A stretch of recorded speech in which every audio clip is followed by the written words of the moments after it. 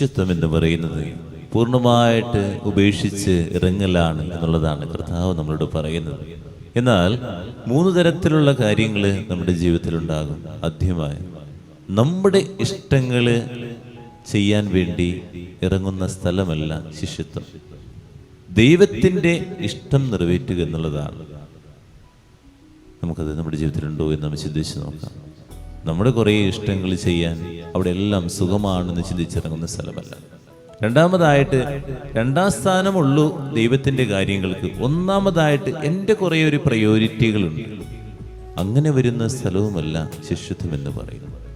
മൂന്നാമതായിട്ട് പകുതി മനസ്സോടുകൂടി ഞാൻ ഇറങ്ങിത്തിരിക്കുന്നു. പകുതി സുഖം, പകുതി ശിഷ്യത്വം. അത് മതി.